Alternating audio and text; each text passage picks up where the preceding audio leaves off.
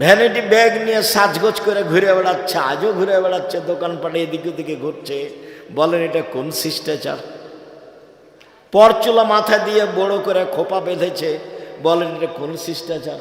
আল্লাহ রসুল বলছেন লান আল্লাহ আলাল ওয়াসিমাতে ওয়াল মুস্তাওসিমাতে ওয়াল ওয়াসিলাতে ওয়াল মুস্তাওসিমাতে ওয়াল মুতানাম্মিসাতে ওয়াল মুতাফাল্লিজাত।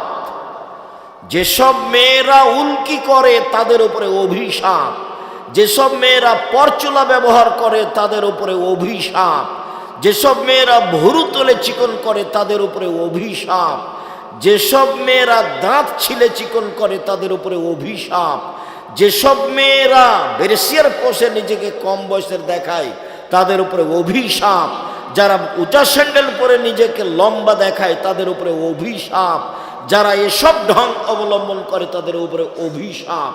তো মেয়ে তো জাহান্নামে চলেই গেছে, আপনিও তার সাথে আছেন, এবার জান্নাত নবীর সাথে হবে কিভাবে? এইভাবে মেয়ে মানুষ করে হবে? মেয়ে তো আপনার, মেয়ে কি হিন্দুর? ফ্যাশন বোরকা পরে ঘুরে বেড়াই, ওই আপনার গোদাগাড়ি বাজারে যায়, মহিষালবাড়ি বাজারে যায়। আপনার মেয়ে তো হিন্দুর নাকি মেয়ে? ও কি ইহুদির মেয়ে? ও কি খ্রিস্টানের মেয়ে? শরম পাচ্ছেন কেন? শরম পাবেন কেন? আপনি তো বাপ, আপনাকে তো আমি বাপ মনে করি। যদি আমি দুঃখে বলি যে আপনাকে যেন বাপ না বলে, আব্বা না বলে, চাচা বলে, এটা আমার দুঃখ, এটা আমার আফসোস। এটা আমি বহুদিন থেকেই বলছি যে আপনার মতো স্ত্রীকে ওই মেয়ে যেন আপনার স্ত্রীকে যেন মা না বলে, বলবে খালা। কেননা তো মা হিসাবে দায়িত্ব পালন করেনি। যদি করে তাহলে আজকে এভাবে ও নিচু মানের মেয়ে কেন? ও ইতর শ্রেণীর মেয়ে কেন? ও নিম্ন শ্রেণীর মেয়ে কেন? ও রাস্তাঘাটের মেয়ে কেন? ও পতিতালয়ের মেয়ে সাজতে যায় কেন? ও ফ্যাশন বোরকা পরে কেন? ও নোংরা পোশাক পরে কেন? ও বেহায়া ঘুরে কেন? ও চুল দেখিয়ে মানুষকে চলে কি করে? পুরুষের পোশাক পরে কেন? ওটা মা নয়, ওকে খালা বলা অপরাধ, আপনাকে বাপ বলা অপরাধ। নিজের মেয়েকে পোশাক পরাতে পারেননি, বাপ বলছেন আপনি? কি হিসেবে আপনি বলেন? আব্দুর রাজ্জাক সাহেব, আমার দুইটা মেয়ে আছে, লালন পালন করেছি, বিবাহ দিয়েছি, তাহলে আমিও নবীর সাথে থাকব। কথা তো ঠিক, কিন্তু মেয়ের যা অবস্থা তো জাহান্নামে চলেই গেছে। ইয়া মাশার নিসা তাসাদ্দাকনা ফাইনি উরিতুকুন্না আকসালা আহলিন নারে। হে মহিলারা শোনো, তোমরা দান করে জাহান্নাম থেকে বাঁচো। তোমাদের অধিকাংশ নারী জাহান্নামী। জাহান্নাম বলতে নারী আর নারী, জাহান্নাম বলতে নারী আর নারী, জাহান্নাম বলতে শুধু নারীকেই বুঝায়, মহিলাকেই বুঝায়। যদিও মহিলাদের জান্নাতে যাওয়া সহজ পথ, 4টা কাজ করলে জান্নাতে চলে যাবে। 1 5 ওয়াক্ত সালাত, 2 রমজান মাসের সিয়াম রোজা, 3 স্বামীকে মেনে চলা, 4 জেনায় লিপ্ত না হওয়া, জান্নাতের সব দরজা খোলা। পথ তো অধিক সহজ করে রেখেছেন আল্লাহ রসুল। কিন্তু আপনি যে জান্নাতে রাসূলের সাথে থাকবেন, আপনার মেয়ের অবস্থা কি? ও কেন বাজারে গেল? আপনি কি মরে গেছেন? ওর গায়ে, ওর হাতে এখন একটা ভ্যানিটি ব্যাগ আছে, ওটা কেন তার সাথে? ওটা কেন? ও কেন বাজারে যায়? ও কেন এভাবে চলে? ও কেন কাপড় কিনতে যাবে? ওর বাপ মরেছে, ওর শ্বশুর মরেছে, ওর ভাই মরেছে, ওর বোনের ছেলে মরেছে, ওর ভাইয়ের ছেলে মরেছে, ওই একই দুনিয়াতে থাকে, ও যায় কেন? ওর শরম হয় না কেন? ওর হায়া হয় না কেন? ওর লজ্জা হয় না কেন? ওর শরম হয় না কেন? এর ইতস্তবোধ হয় না কেন? ও নিজেকে মনে করে না কেন যে আমি মহিলা? নিজে মনে করে না কেন? কেন মনে করে না? আয়েশা রাদিয়াল্লাহু তাআলা আনহা বলেন, আমি পায়খানা টয়লেটে গেছিলাম দূরে, এসে দেখছি জনগণ সব চলে গেছে, আমি এখন একাই, আমি বসে আছি। সাফওয়ান ইবনে মুআত্তাল আমাকে দূর থেকে দেখে বুঝতে পেরেছেন। তিনি আমাকে দেখে চিনলেন কি করে? পর্দার আয়াত নাজেল হওয়ার আগে তিনি আমাকে দেখেছিলেন। আমি ছিলাম হালকা পাতলা মেয়ে। হাদিসে বোঝা যায় তার রূপের অভাব ছিল না, তবে অবশ্যই তিনি সারার মতো সুন্দরী ছিলেন না। পৃথিবীর সবচেয়ে সুন্দরী মহিলা হচ্ছেন ইব্রাহিম আলাইহিস সালামের স্ত্রী সারা। তবে তিনি সাফিয়াকে নিজের চেয়ে সুন্দরী মনে করতেন। কাজেই মাঝে মধ্যে তিনি বলতেন, হাসবুকালিন নিসা হাসবুকালিন নবী সাফিয়া কাদা ওয়া কাদা। আপনি সাফিয়ার অত সুন্দরী গুণ বলেন কেন? যে সাফিয়া সুন্দরী মহিলা, সাফিয়া এই মহিলা, আরে সাফিয়া তো একটা খাটো মহিলা, আপনি তার এত প্রশংসা করেন কেন? এইটা আয়েশা রাদিয়াল্লাহু তাআলা বলেন এবং বুঝতে পারতেন যে সাফিয়ার কিছুটা সুন্দরী গুণ আমার চেয়ে বেশি আছে, এটা তিনি আঁচ করতেন। যখন এভাবে বলেছেন, আরও তো একটা খাটো মহিলা, আপনি তার প্রশংসা করছেন, তখন আল্লাহ রাসূল বলছেন, হে আয়েশা লাকাদ কুলতে কালিমাতাল্লাহ মাজাজাত বিহাল বাহরুল্লাহ মাজাজাতহু। আয়েশা, তুমি যেই কথা বললে, এই কথা যদি সাগরে ফেলে দেওয়া হয় তাহলে সাগরের পানি ঘোলা হয়ে যাবে। তুমি খাটো বলেছ, বদনাম হয়েছে, সেটা আমার পরের কথা। এখন কথা হলো এই যে আপনি আপনার দুই মেয়ের কারণে রাসূলের সাথে জান্নাতে থাকতে পাবেন কিনা, এইটা আমার কথা। এই মুহূর্তে রাসূল সাল্লাল্লাহু আলাইহি সাল্লাম বললেন, ওই সব মহিলাদের উপরে অভিশাপ যারা পরচুলা ব্যবহার করে, যারা ভুরু তুলে চিকন করে, যারা দাঁত ছিলে চিকন করে, যারা উল্কি গায়ে লাগায়, যারা নিজেদেরকে উঁচু লম্বা দেখানোর জন্য উঁচু স্যান্ডেল পরে, যারা ব্রেসিয়ার পরে নিজেকে কম বয়সী প্রমাণ করতে চায়, এদের উপরে অভিশাপ, এদের উপরে অভিশাপ, এদের উপরে আল্লাহর গজব নাযিল হবে। আল্লাহ রাসূল বলছেন যে তিন শ্রেণীর মানুষ জান্নাতে যাবে না, তিন শ্রেণীর মানুষ জান্নাতে যাবে না, তিন শ্রেণীর মানুষ জান্নাতে যাবে না। তার এক শ্রেণীর মানুষ হচ্ছে রাজরাত মিনান নিসায়ে, পুরুষের বেশধারী নারী, যারা পুরুষের জুতা স্যান্ডেল পরে, যারা পুরুষের শার্ট প্যান্ট পরে, যারা পুরুষের পোশাক পরে, তারা জান্নাতে যাবে না। তা আপনার মেয়ে তো প্যান্ট পরে আছে এখন, তো আল্লাহ রাসূল তো ঘোষণা আগেই দিয়েছেন, তা আপনি তখন তাহাজ্জুদ পড়েও হবে না, হজ করেও হবে না, পথ তো সব বন্ধ হয়ে গেছে মেয়ের কারণে। যে মেয়ের কারণে রাসূলের সাথে কিভাবে থাকার সুযোগ হচ্ছিল, একসাথে রাসূলের সাথে একসাথে। আবার আঙ্গুল দেখিয়েছেন এইভাবে, বুঝতে পারা যায় না নাকি, ফাঁকা নাই, জমা। আবার বলেছেন, কে যদি ইয়াতিম লালন পালন করে, ইয়াতিম, তাহলে সে লোক আর আমি জান্নাতে এভাবে থাকবো। বোঝা যায় না, একটু ফাঁকা। আর যদি দুইটা মেয়ের লালন পালন করে, তাহলে আমি আর সেই পিতা জান্নাতে একসাথে। তো এবার তো আল্লাহ রাসূল বলছেন যে ও মেয়ের কারণে জাহান্নামে চলে গেছে। তাহলে কি হলো? বাপের পরিচয় দেন, বাপের মতো পরিচয় দিয়ে জীবিকা নির্বাহ করেন। ওই মেয়েকে ভুল পথ থেকে ফিরাতেই হবে যে কোনো মূল্যে, যে কোনো মূল্যে। আর সেদিনও বলে গেছি বাপের পরিচয়, বাপ কাকে বলে। আবারও বলি, সংক্ষিপ্তভাবে বলি, আবু বকর সিদ্দিক রাদিয়াল্লাহু তাআলা আনহু মেরে দিলেন মেয়েকে। আবু বকর সিদ্দিক রাদিয়াল্লাহু তাআলা আনহু পৃথিবীতে সবচেয়ে দামি মানুষ নবী রাসূল ব্যতীত। আয়েশা রাদিয়াল্লাহু তাআলা আনহা পৃথিবীতে সবচেয়ে দামি মহিলা। মুহাম্মদ সাল্লাল্লাহু আলাইহি সাল্লাম পৃথিবীতে নবী রাসূল নির্বিশেষে সবার চেয়ে দামি মানুষ। আবু বকর সিদ্দিক মেয়েকে মেরে দিলেন, বিবাহদারী মেয়েকে মারলেন, পূর্ণ যুবতী মেয়েকে মারলেন, জামাইয়ের সামনে মারলেন, সবচেয়ে বড় মানুষে মারলেন, সবচেয়ে বড় মহিলাকে মারলেন, সবচেয়ে বড় মানুষের সামনে মারলেন, বিবাহদারী মেয়েকে মারলেন, পূর্ণ যুবতী মেয়েকে মারলেন, জামাইয়ের সামনে মারলেন, দিন দুপুরে মারলেন, খোলা মাঠে মারলেন, 1400 মানুষের সামনে মারলেন, সবচেয়ে বড় মানুষে মারলেন। আবু বকর সিদ্দিক রাদিয়াল্লাহু তাআলা আনহু মারলেন, সবচেয়ে বড় মহিলাকে মারলেন, আয়েশা রাদিয়াল্লাহু তাআলা আনহাকে মারলেন, সবচেয়ে বড় মানুষের সামনে মারলেন, মুহাম্মদ সাল্লাল্লাহু আলাইহি সাল্লামের সামনে মারলেন, জামাইয়ের সামনে মারলেন। শুধু জামাইয়ের সামনে নয়, জামাই যখন মেয়ে বেটির উরু রানের উপরে মাথা দিয়ে ঘুমিয়েছিলেন তখন মেরেছে। বুঝাতে পারেনি কথা? জামাই আমাদের দেশে তো মারতে যাওয়া বহু দূরের কথা।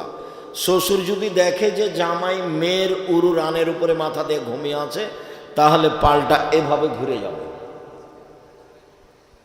মানে যাওয়াই যাবে না ওইদিকে। পরিবেশটা আমাদের দেশের এরকম। তা আয়েশা রাদিয়াল্লাহু তাআলা আনহার উরু রানের উপরে মাথা দিয়ে ঘুমিয়ে আছেন মুহাম্মদ সাল্লাল্লাহু আলাইহি সাল্লাম। সবচেয়ে বড় মানুষ ঘুমিয়ে আছেন, সবচেয়ে বড় মহিলার কোলে ঘুমিয়ে আছেন, সবচেয়ে বড় মানুষে মারছেন, জামাইয়ের সামনে মারছেন, বিবাহদারী মেয়েকে মারছেন, পূর্ণ যুবতী মেয়েকে মারছেন, হাত দিয়ে মারছেন, বাপে বেটিকে মারছেন। বেটি কোনোদিন বাপের কাছে বড় হয় না, 7 ছেলের মা হলেও একবারে পিটিয়ে ভাট পাঠিয়ে দিতে হবে যে কোনো সময়। 19-20 দেখলেই এর নাম বাপ। আয়েশা বলছেন ফাল্লাকা জানি লাকসাতান শাদীদা, এত জোরে আমার বাপ আমার কোমরের উপরে মারলেন, কোমরের উপরে, যে আমার স্বামী আমার উরু রানের উপরে মাথা দিয়ে না ঘুমালে আমি মায়ের কারণে দূরে সরে যেতাম, এত জোরে মেরেছেন। আমি নিজেকে টিকে রাখার চেষ্টা করেছি যাতে করে আমার স্বামীর ঘুম ভেঙে না যায়। স্বামী হচ্ছেন মুহাম্মদ সাল্লাল্লাহু আলাইহি সাল্লাম, আর স্ত্রী হচ্ছেন আয়েশা রাদিয়াল্লাহু তাআলা আনহা, আর বাপ হচ্ছেন আবু বকর সিদ্দিক রাদিয়াল্লাহু তাআলা। খোলা মাঠে মেরে দিলেন মেয়েকে, জামাইয়ের সামনে মারলেন, হাত দিয়ে মারলেন, খোলা মাঠে মারলেন, 1400 মানুষের সামনে মারলেন। এত বড় বাপে এত বড় বেটিকে এতগুলো মানুষের সামনে, এত বড় মানুষের সামনে খোলা মাঠে মেরে দিলেন। আর আপনার মেয়েটা ক্লাস 10-এ পড়ে, ঢং ঢং করে পুরুষের পোশাক পরে ঘুরে বেড়াচ্ছে, আপনি তাকে একটা ধমক দিতে পারেন না? আপনার বাপ, আপনার বাপ মরে যাওয়ার চেয়ে বেঁচে থাকার চেয়ে মরে যাওয়া ভালো, বেঁচে থাকার চেয়ে মরে যাওয়া ভালো। আপনার ছেলে মেয়ে লালন পালনের জিম্মেদারি জামিয়া সালাফে নিয়েছে, নিবে ইনশাল্লাহ, আমি জিম্মেদারি পালন করব ইনশাল্লাহ। জামিয়া সালাফে প্রায় 500-র অধিক এতিম অসহায় আছে। আপনাদের কালকে যদি আরো 500 সকালে গিয়ে ঢোকে কোনো সমস্যা নাই ইনশাআল্লাহ, আলহামদুলিল্লাহ। কাজে আপনার ছেলে মেয়ের জিম্মেদারি নিলাম আমি, আপনার মতো বাপ বেঁচে থাকা আমি চাইনি। তা আপনি কি করবেন? যে আপনি আবু বকর সিদ্দিক হন, পিটিয়ে ঠিক করতে হবে। বিবাহদারী মেয়েকে জামাইয়ের সামনে আবু বকর সিদ্দিক মারতে পারেন, আপনি ধমক দিতে পারেন না? ওর কপালে টিপ আছে, নখে নেইল পালিশ আছে, পুরুষের পোশাক পরে আছে, ভ্যানিটি ব্যাগ হাতে করে ঢং ঢং করে ঘুরে বেড়াচ্ছে, আপনি কিছুই বলতে পারেন না? আপনাকে শরম লাগে, আপনাকে তেস্তর লাগে, আপনাকে কেমন কেমন লাগে, কেমন কেমন লাগবে? কেন কেন লাগবে? কেন লাগবে? হিন্দু মেয়েরা কপালে টিপ দেয়, আপনারটা দিল কেন? ওইভাবে আস্কারা মাস্কারা মুখে চোখে লাগিয়ে মানুষের সামনে ঘুরে কি করে? রিক্সাওয়ালাকে দেখানোর জন্য রিক্সায় উঠে? রিক্সাওয়ালা কি স্বামী? রিক্সাওয়ালাকে দেখানোর জন্য তার এত সাজগোজ, বাজারে যাওয়ার জন্য তার এত সাজগোজ, সাজুগুজু তার এত কেন? বাজারে যাই কেন এভাবে? আপনি চোখে দেখতে পান না? আপনার স্ত্রী চোখে দেখতে পায় না? স্বামী স্ত্রী ছাই করতে কলা করতে বেঁচে আছেন? কেন বেঁচে আছেন? ছেলে মেয়েকে মানুষ করতে হবে, এই জন্য বেঁচে আছেন। রাসূল সাল্লাল্লাহু আলাইহি ওয়াসাল্লাম বলছেন, কোন পিতা যদি 2 জন মেয়ের লালন পালন করে, সেই পিতার আমি জান্নাতে একসাথে থাকব। তখন তিনি বলেছেন, বিদ্যা শিখিয়ে দিল, সুন্দর বিদ্যা শিখিয়ে দিল, শিষ্টাচার শিখিয়ে দিল, সুন্দর শিষ্টাচার শিখিয়ে দিল, তার সাথে ভালো আচরণ করলো। এই বাপ নবীর সাথে জান্নাতে একসাথে এভাবে থাকবেন। সম্মানিত দিনী ভাই বোন, মনে রাখা ভালো হবে, জেনা মহাপাপ। রাসূল সাল্লাল্লাহু আলাইহি সাল্লাম বলেন, অবিবাহিত ছেলে মেয়ে জেনা করলে 100 লাঠি পিটিয়ে এলাকা থেকে তাড়িয়ে দিতে হবে 1 বছরের জন্য। তিনি বলেন, বিবাহিত পুরুষ নারী জেনা করলে ইট ঢেল পাথর দিয়ে মেরে মেরে মেরে ফেলতে হবে, তার বেঁচে থাকার কোনো সুযোগ নেই। 3 শ্রেণীর মানুষকে হত্যা করতে হয়, 2 শ্রেণীর মানুষের বাঁচার পথ আছে। তিন শ্রেণীর মানুষকে হত্যা করতে হয়। দুই শ্রেণীর মানুষের বাঁচার পথ আছে। এক, কেউ যদি বলে আমি কোরআন মাজিদ মানি না, তাহলে তাকে সরকারিভাবে হত্যা করতে হবে। ফাঁসির মঞ্চে নিয়ে যাওয়া হয়েছে, ও এখন বলছে আমার ভুল হয়েছে, কোরআন আল্লাহর দেওয়া বিধান, তাহলে তাকে ফাঁস থেকে নামিয়ে নিতে হবে। হত্যার যোগ্য অপরাধ ছিল, স্বীকৃতির কারণে সে বেঁচে গেল। দুই, আপনি আমাকে হত্যা করেছেন, আমার বাপ মা আপনাকে হত্যা করে নেবে, তার নাম কেসাস। তবু আপনার বাঁচার পথ আছে। আপনাকে ফাঁসির মঞ্চে নিয়ে যাওয়া হয়েছে, গলায় ফাঁসও দেওয়া হয়েছে। আমার বাপ মা ছুটাছুটি করে বলছে আমরা মাফ করে দিলাম, আমরা মাফ করে দিলাম, আমরা কেসাস নিব না, তাহলে আপনার আর ফাঁসি হবে না। তিন, বিবাহ করার পরে যদি কেউ জেনায় লিপ্ত হয়, তাহলে তাকে পৃথিবীতে বাঁচিয়ে রাখার কোনো পথই নেই। কিয়ামত পর্যন্ত কোনো পথ বেরো হবে না। বিবাহ করার পরে যদি কেউ জেনায় লিপ্ত হয়, তাহলে তাকে পৃথিবীতে বাঁচিয়ে রাখার কোনো পথ নেই, পুরুষ হোক আর নারী হোক। জেনা মহাপাপ, জেনা মহাপাপ, জেনা মহাপাপ। এর পরেও যদি তার বিচার না হয়, সে যদি রাতের অন্ধকারে দিনে কোনো জায়গায় নির্জনে বসে আল্লাহকে বলে আমি ভুল করেছি, আমি অপরাধী, আস্তাগফিরুল্লাহ ওয়া আতুবু ইলাইহি, আমি আল্লাহর কাছে ক্ষমা ভিক্ষা চাই, তার কাছে ফিরে যেতে চাই, আস্তাগফিরুল্লাহ আল্লাযী লা ইলাহা ইল্লা হুয়াল হাইয়ুল কাইয়ুম ওয়া আতুবু ইলাইহি, রব্বিগফিরলি ওয়া তুব আলাইয়া ইন্নাকা আনতাত তাওয়াবুল গফুর, আল্লাহুম্মা আনতা রাব্বি লা ইলাহা ইল্লা আনতা খালাকতানি ওয়া আনা আবদুকা ওয়া আলা আহদিকা ওয়া আদিকা মাসতাতাতু আউযু বিকা মিন শাররি মা সানাতু আবু লাকা বিনিমাতিকা আলাইয়া ওয়া আবু বিযামবি ফাগফিরলি ফাইন্নাহু লা ইয়াগফিরুয যুনুবা ইল্লা আনতা। আল্লাহ এই পাপ তার ক্ষমা করে দিবেন ইনশাআল্লাহ। কেন? এই পাপ কার সাথে জড়িত? আল্লাহর সাথে জড়িত। আপনি দোকানে বসে আমার বদনাম করেছেন, মরা পর্যন্ত ক্ষমা চান, দেখি হয় নাকি? যদি আল্লাহ আপনাকে ক্ষমা করে দেন, আল্লাহ হবেন জালেম। আল্লাহ বলেছেন আমি জুলুম করি না, আমার উপরে জুলুম আমি হারাম করেছি, ইন্নী হারামতু যুলমা আলাইয়া, আমার উপরে জুলুম আমি হারাম করেছি। তুমি যার বদনাম করেছো সেখানে ক্ষমা নেওয়া, এখানে কেন? কথা স্পষ্ট হয়নি?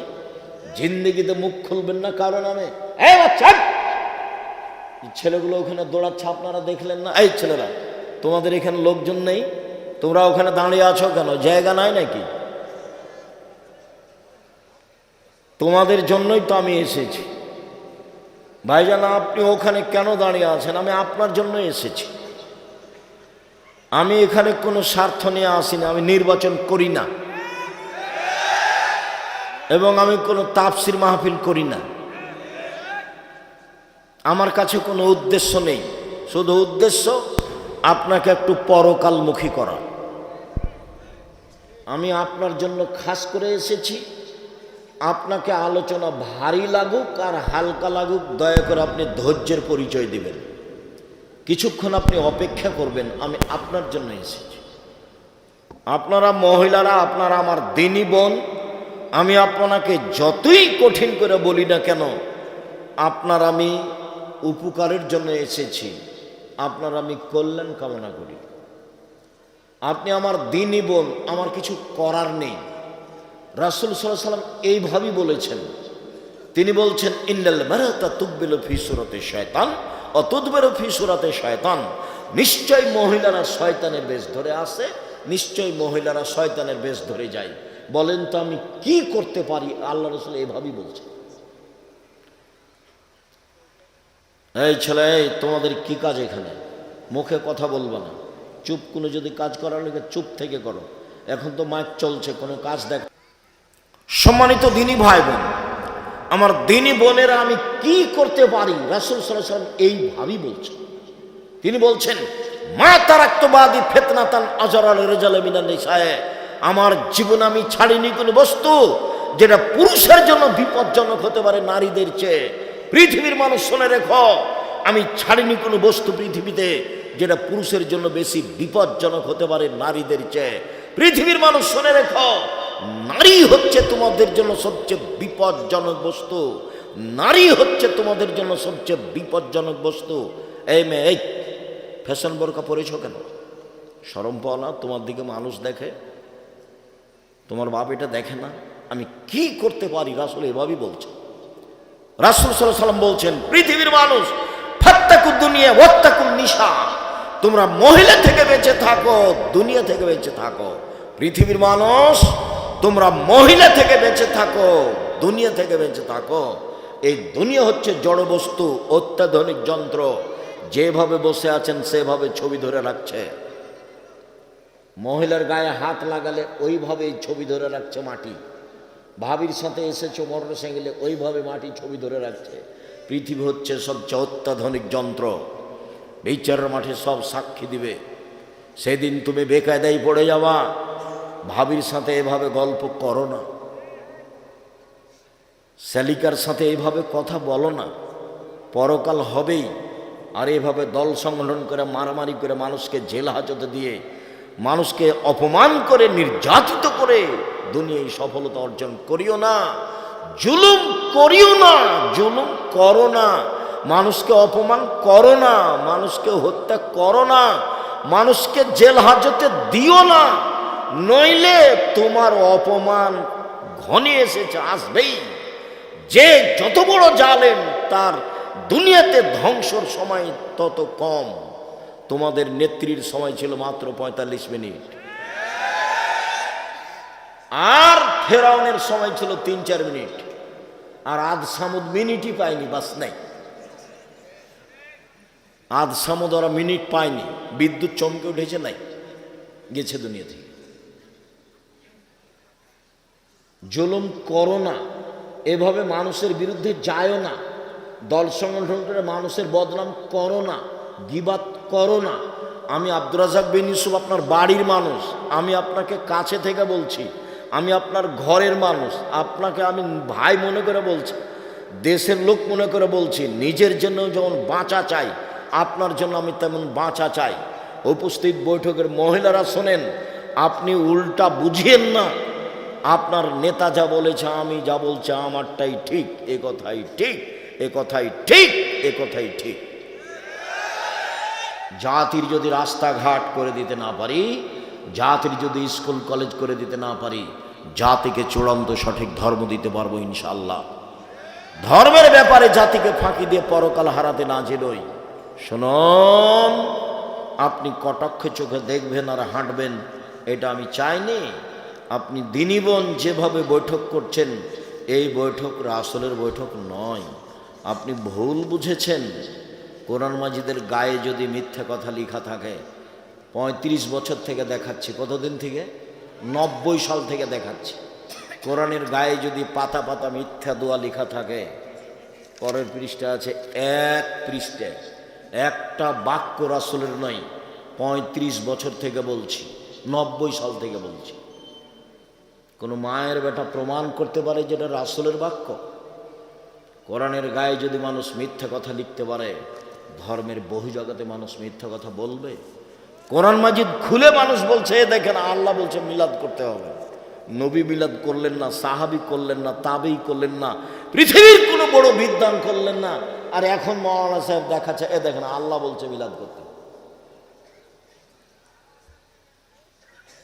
দেশের শতকরা 95 জন বক্তা মিথ্যুক, এ কথাই ঠিক।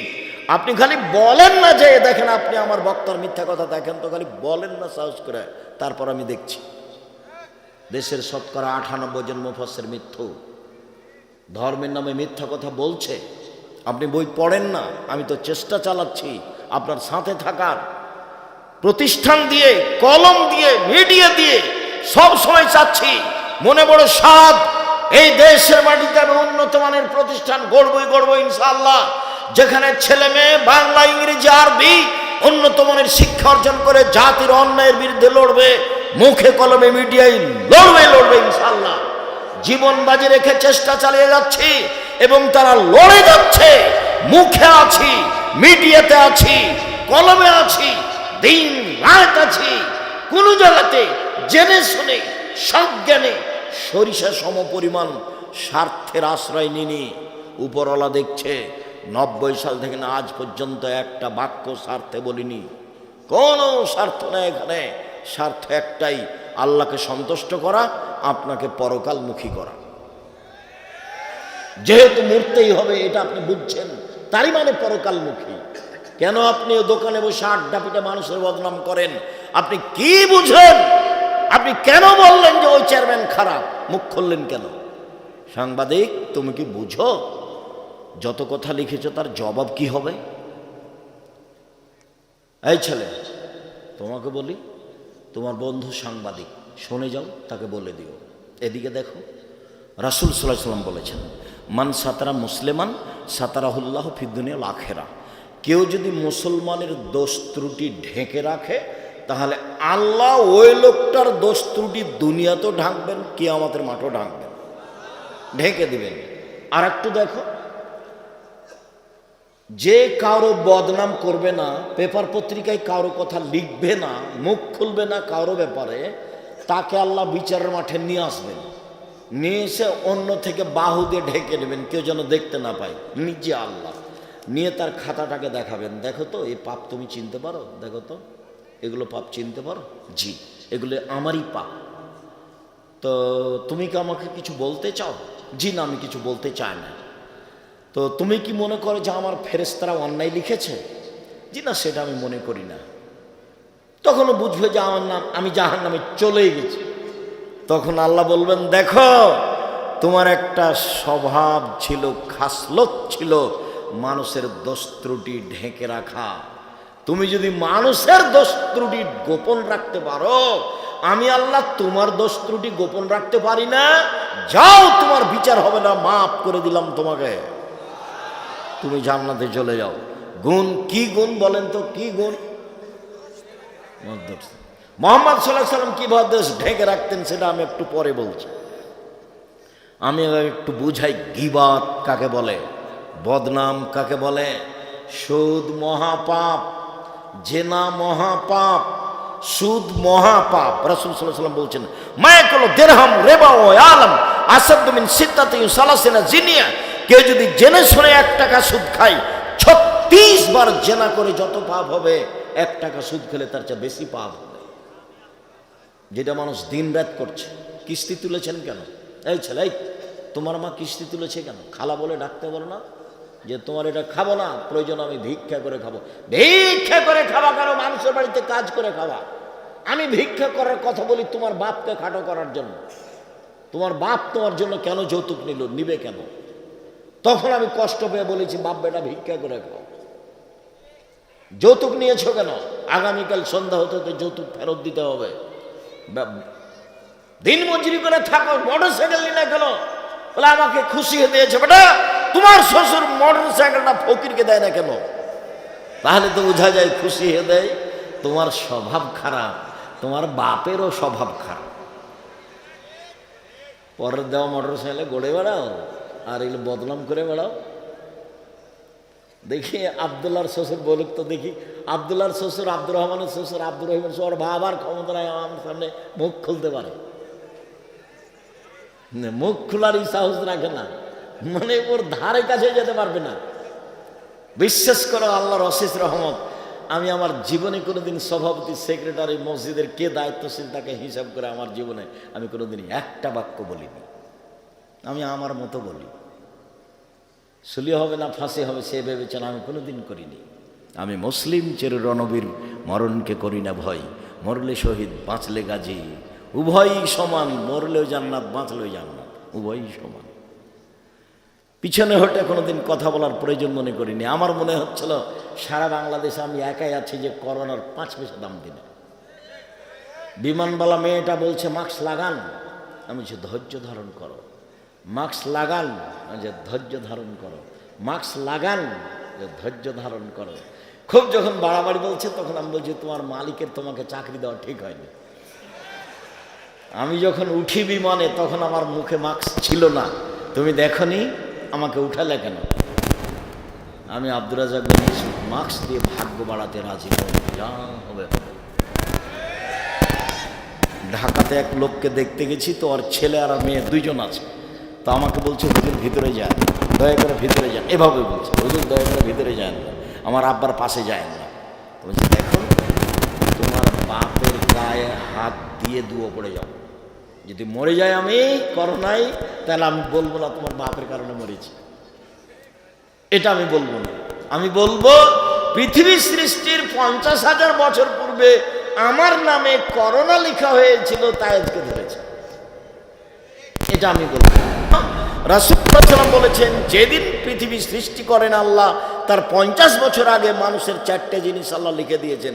এক, হায়াতাহা, তার জীবন, মাউতাহা, তার মরণ, ও রিজকাহা, তার রুজি, ও মাসায়বাহা, তার রোগ ব্যাধি, করোনা। 4টে জিনিস লিখা হয়েছে। তোমার মায়ের পেটে আসার কত আগে, পৃথিবী সৃষ্টির 50,000 বছর আগে 4টা। 1 মরণ, 2 জীবন, 3 রুজি, 4 রোগ ব্যাধি। নতুনভাবে কিছু ঢুকবে না এখানে। তা আমি সাহসারা হব কেন? যে লোকটার করোনার যে অবশিষ্ট আছে ওখানে ফেলে দিচ্ছে, আর একজন ফকির তুলে খাচ্ছে, ওর করোনা ধরে না, আর আমি না পাশে গেলে বলে করোনা ধরে নিবে। পাগল বানাচ্ছে যারা ওষুধ তৈরি করেছে তারা, এরাকে সব পাগল বানাচ্ছে, এদেরকে সব টিকা মিকা দিয়ে এদেরকে সব বিকলাঙ্গ করছে। এইসব পথে যেতে হবে না। পথ আমি কোনোদিন বলিনি যে ইহুদি খ্রিস্টানদের অধীনে থাকতে হবে, ওদের গোলাম হয়ে থাকতে হবে, এটা আমি কোনোদিন বলিনি।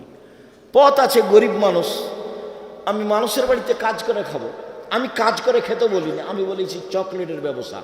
চকলেটের ব্যবসা বলে আমি চকলেটের ব্যবসা করতে বলিনি, আমি বলেছি সবচেয়ে কম পয়সার ব্যবসা। বুঝাতে পারলাম না কথা? চকলেটের ব্যবসা মানে সবচেয়ে কম পয়সার ব্যবসা। লোন নিয়ে ব্যবসা করতে রাজি নই, লোন নিয়ে ব্যবসা করতে রাজি নই। রাসূল সাল্লাল্লাহু আলাইহি ওয়াসাল্লাম প্রত্যেক সালাতে সালাম ফেরার পূর্বে বলতেন, ওয়াউযু বিকা মিনাল মাসামি ওয়াল মাগরাম, তোমার কাছে বাঁচতে চাই বড় পাপ হতে, তোমার কাছে বাঁচতে চাই ঋণ কর্য হতে, তোমার কাছে বাঁচতে চাই বড় পাপ হতে, তোমার কাছে বাঁচতে চাই ঋণ কর্য হতে, তোমার কাছে বাঁচতে চাই বড় পাপ হতে, তোমার কাছে বাঁচতে চাই ঋণ কর্য হতে। আল্লাহ রাসূল এভাবে বলতেন সালাম ফেরার পূর্বে। আর আল্লাহ রাসূল বলতেন, এই শোনো, এই জানাজা এ লোকের ঋণ আছে নাকি? বলে জি আছে। তা আমি গেলাম। আল্লাহ রাসূল ঋণ থাকা লোকের জানাজা পড়াতেন না, ওর জানাজাই নেই।